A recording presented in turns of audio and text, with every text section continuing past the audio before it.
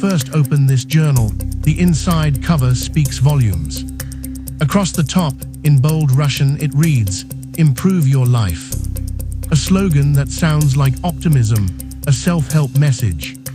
Directly below it, these words translate to hatred for the mind, an inward corrosive. Self-loathing aimed directly at thought itself. We are beginning to see the fracture. On the surface, a call to better yourself. Beneath it, an attack on the very capacity to think. The words Part 1 and Way Out appear in English, framing this journal as if it's the beginning of a program, a process with phases. That kind of staged self-narrative mirrors the patterns we see in conditioning. A step-by-step descent laid out almost like a script. And the imagery, a unicorn sticker, playful and childlike, sits right alongside cosmic logos and graffiti tags. Innocence clashing with rebellion, fantasy colliding with destruction. It's a window into deep dissonance.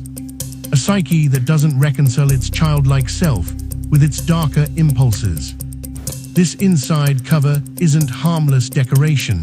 It's the mask of the whole journal. A positive slogan hiding corrosive subtext.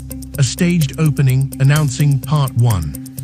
Encoded Russian words that ritualize the content, making it feel special, even secret.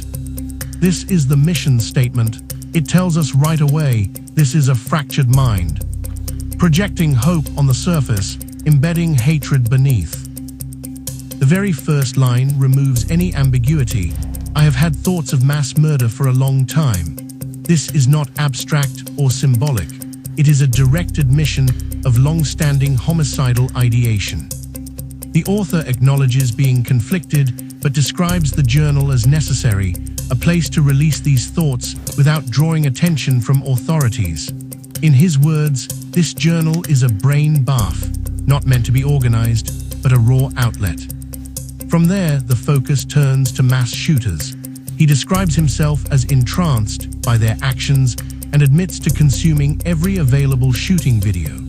What began years earlier as moral discomfort and ridicule of himself for watching has now become indulgence and obsession. He places the origin of these thoughts in childhood. At 6 or 7 years old, with a school crush named Valerie, he recalls imagining where he would hide if a school shooting occurred. By 7th grade, this fantasy thinking had expanded into a sustained interest. This page shows us escalation in plain words, the long-term seed of violence, the desensitization process, the transition from guilty curiosity to active obsession, and the personalization of school shooting scenarios. It is the first turning point where the journal stops hinting and instead declares the fracture openly. The thoughts are not new, they are long-standing, indulged, and carefully nurtured. On these next pages, the escalation is unmistakable. The very first words, written in large, bold letters, read, "Boom, so much death and dying."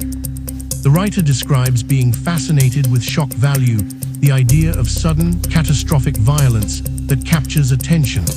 He admits he has fantasized about making his own big plan, one that would put him into the spotlight the same way other mass shooters had. He speaks openly about thinking through possible targets, describing how he considered St. Paul and other locations where a mass event could take place. He reflects on watching music events and public gatherings and imagines how they could become sites of attack. Throughout these pages, he rationalizes and rehearses. He talks about studying past shootings, analyzing how those events unfolded, and imagining how his own would compare. He recognizes the magnitude of the violence, yet frames it as if it were a performance, something that could elevate him in his own mind from obscurity into significance. This section shows a further descent into planning mentality.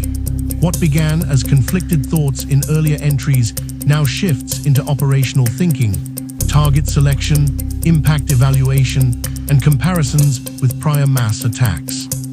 The fracture we saw on the cover has now deepened.